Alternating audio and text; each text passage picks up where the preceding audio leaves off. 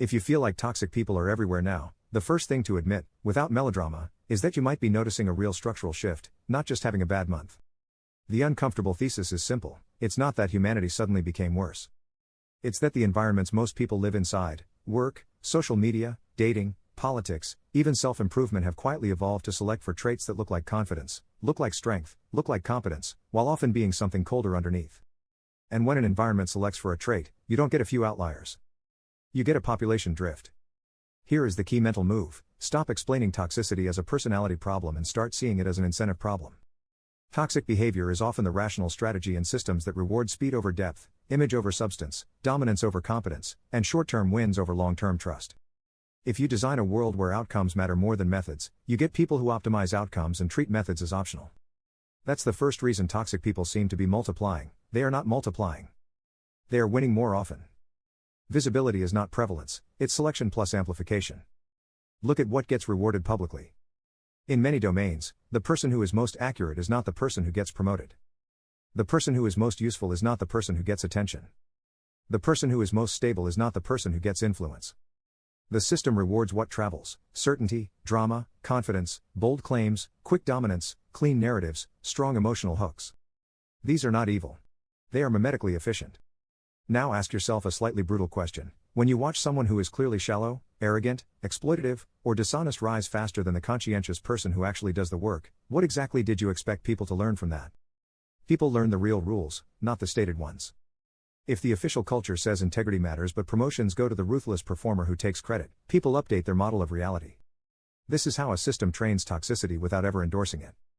The second reason is that modern life has increased competition while weakening accountability. In smaller communities, reputations have weight. If you were dishonest, selfish, or humiliating, it followed you. You paid a social price. Today, many interactions are transient, anonymous, or easily reset. New job, new city, new online identity, new dating pool, new community. The ability to escape consequences is not a side detail, it is a structural permission slip. Toxic people thrive where consequences are delayed, diffuse, or deniable. If accountability is weak, charm becomes a substitute for character. And in many spaces, charm is measurable while character is not. Consider the modern workplace: metrics, quarterly targets, dashboards, performance reviews. These tools aren't inherently bad. But when measurement becomes the primary definition of value, the game shifts. People stop serving the mission and start serving the metric. You get a predictable class of performers who are excellent at appearing productive, appearing aligned, appearing competent, while offloading cost onto others. If you've ever worked with someone who creates chaos but somehow never gets blamed, you've seen this. They don't need to be intelligent in a deep way. They need to be strategically social, controlling narratives upward, externalizing blame sideways, distributing credit toward themselves, and keeping subordinates uncertain. That last part matters. Uncertainty is power. If people are unsure whether they will be rewarded or punished, they focus on appeasing rather than creating.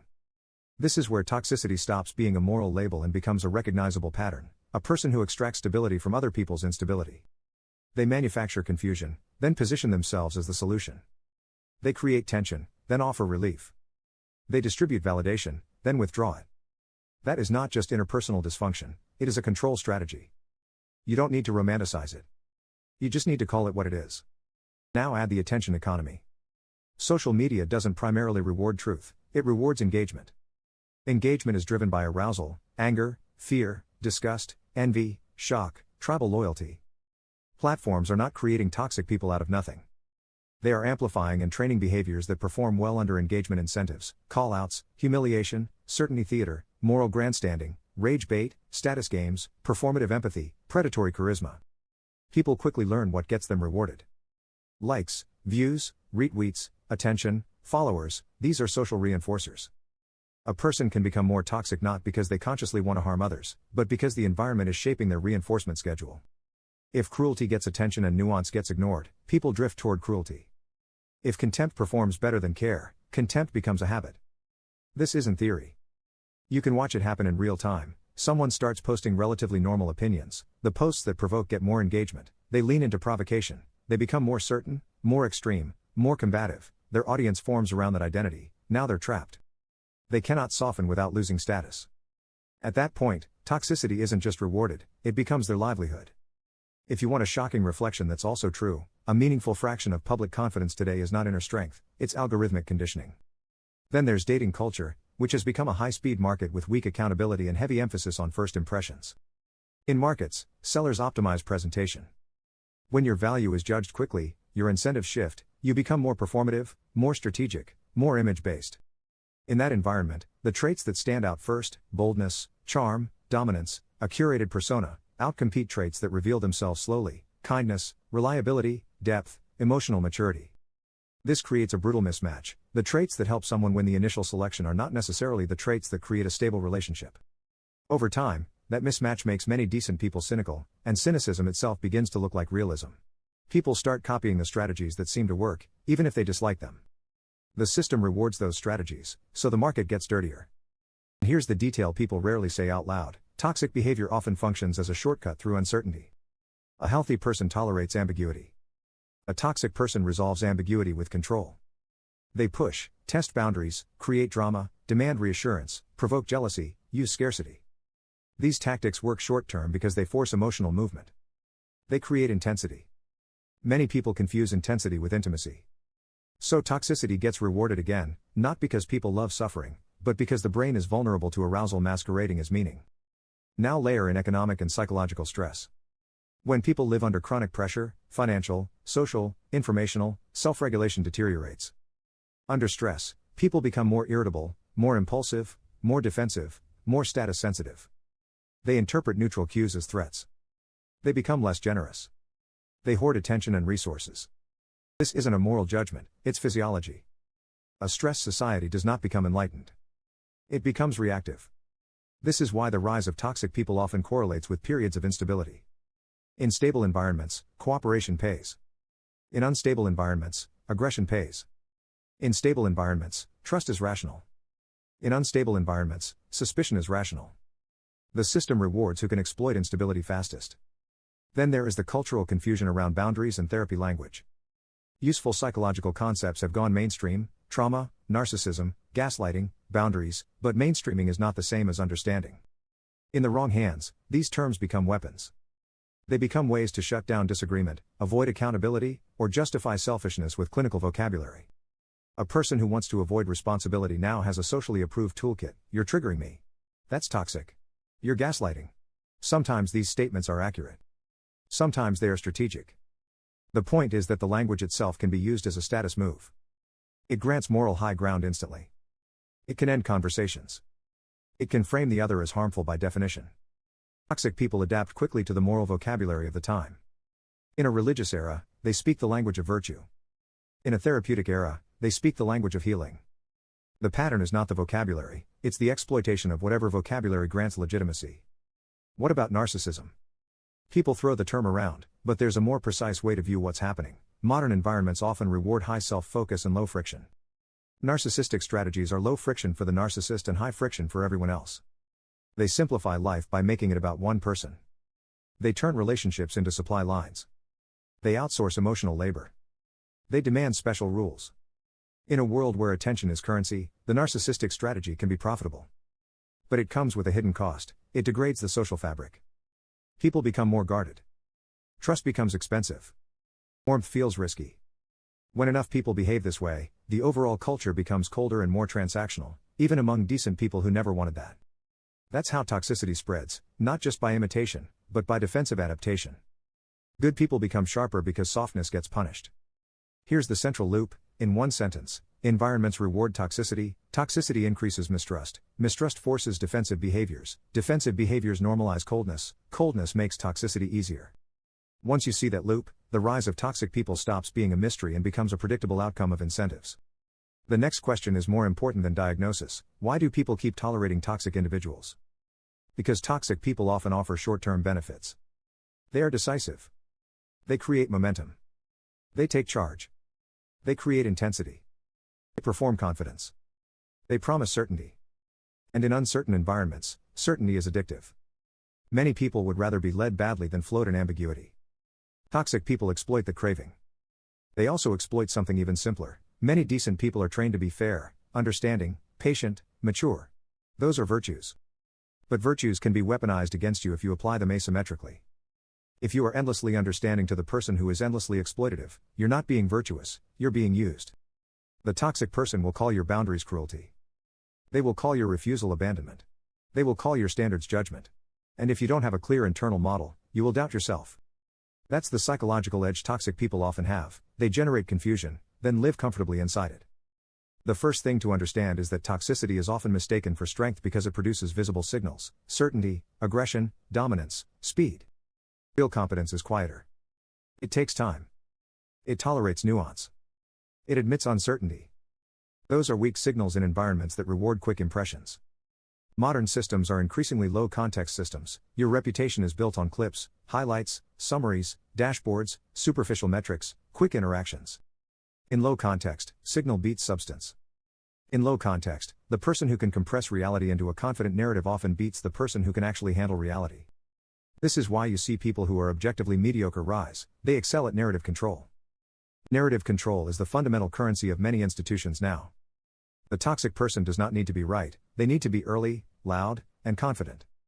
If they frame the story first, others respond inside their frame. This is why they interrupt, why they escalate, why they force decisions quickly, why they demand immediate answers. Speed is not productivity, speed is control. If you've ever been in a meeting where someone pushes for a decision before the facts are clear, you've seen this. The decision happens, reality catches up later, and when reality contradicts it, the narrative shifts. We had to move fast. Nobody could have predicted. It was the best call at the time. Outcome bias protects them. Survivorship bias praises them if it works. If it fails, blame disperses into the system. Toxic people exploit ambiguity because ambiguity makes accountability slippery. Now look at the specific incentives that reward them. In workplaces, short-term measurable outputs often beat long-term durable outcomes. A toxic performer can create the appearance of productivity by pushing costs into the future, onto other teams, or onto subordinates. They deliver by burning bridges, exhausting people, and creating hidden technical or relational debt. The quarterly report looks good. The organization pays later. And later is someone else's problem. In media and online influence, emotional arousal beats insight. Toxicity scales because it is shareable. Nuance doesn't trend. Contempt trends. Humiliation trends. The attention economy is a machine that converts human nervous systems into revenue. It does not reward what is good. It rewards what is sticky. Toxicity is sticky because it activates threat detection and status emotion. In politics, polarization rewards identity-based aggression. If your political environment is structured around tribal conflict, the toxic communicator who can signal loyalty, attack enemies, and simplify reality will dominate. The calm, careful thinker appears weak or compromised. So the system selects for the performer, not the builder. In dating, short-term attraction cues dominate because selection is fast and options appear infinite. Toxic strategies, push-pull, jealousy, ambiguity, emotional volatility, often create arousal, and arousal gets mistaken for chemistry. Many people learn the wrong lesson. Stability feels boring, drama feels alive. And they wonder why relationships degrade. These incentives form the reward landscape. Toxic people navigate it naturally because they treat relationships as games of advantage rather than mutuality. They optimize for leverage. Leverage is the second currency. Toxic people seek asymmetry. They want you needing them more than they need you. They want you uncertain while they appear certain. They want to control access, attention, approval, information, opportunities. Scarcity creates value. So they create scarcity, delayed replies, inconsistent validation, sudden withdrawal, selective praise. In a social environment, they create scarcity of belonging. You must earn inclusion. In a workplace, they create scarcity of approval. You must win their recognition. In relationships, they create scarcity of emotional safety. You must behave correctly to receive warmth. When scarcity is created, people become compliant. Not because they agree, but because uncertainty is stressful and humans will do a lot to remove stress.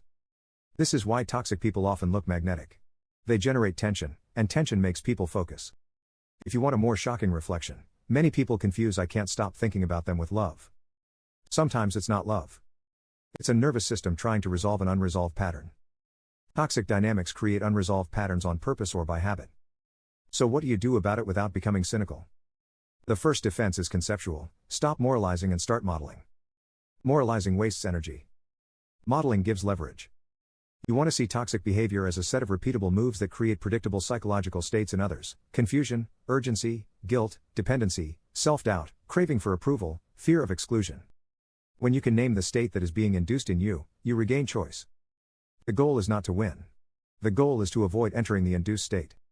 Because once you're inside it, the game is already half lost. The second defense is structural. Reduce exposure to incentive landscapes that reward toxicity. This is not about hiding from the world. It's about being strategic about where you compete. If a platform rewards outrage, either you become outraged or you become irrelevant on that platform. If a workplace rewards politics over performance, you either play politics or you stagnate. The system forces adaptation. So choose systems wisely. This is a high IQ principle. You don't solve a bad game by playing harder. You solve it by changing the game or leaving it. The third defense is behavioral. Boundaries must be clear, early, and enforced without drama. Most people fail here because they negotiate boundaries as if they are asking permission. A boundary is not a debate. It is a rule of access. Toxic people interpret negotiable boundaries as weakness. They test, then escalate. A strong boundary is boring. It is calm. It is consistent. It is not explained excessively. Over-explaining invites negotiation and gives the toxic person more material to twist.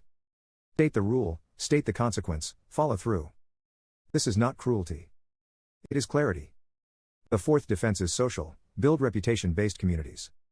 Toxicity thrives in anonymous, transient spaces. It struggles in tight networks with memory. Curate your environment like a serious person. If you keep placing yourself in contexts where people can harm others without consequence, you will keep meeting people who take advantage of that. The fifth defense is internal. Stop letting intensity decide value. This is the deep one. Many people are vulnerable to toxic people because they are vulnerable to intensity. They equate stimulation with meaning. They mistake emotional spikes for depth. They confuse anxiety with attraction. If you want to be less vulnerable, train yourself to evaluate people by what they reliably produce over time: stability, honesty, reciprocity, accountability, repair after conflict, consistency between words and actions. Toxic people are often excellent at first impressions. The defense is time. Time exposes patterns. If you rush intimacy, social, professional, romantic, you reduce time, and you increase vulnerability. One more hard truth: the system rewards toxic people partly because good people often refuse to compete where competition is necessary. Ethical influence exists. It's slower. But it requires backbone. Carnegie-style influence is not being nice. It is being emotionally intelligent and firm. Many good people avoid conflict so much that they leave the field to the ruthless. So the solution is not to become toxic. It's to become strong enough that you don't need toxicity to hold boundaries, claim credit, demand respect, or enforce standards. That's the final synthesis. Toxicity rises when environments reward it and when decent people collapse into either appeasement or withdrawal.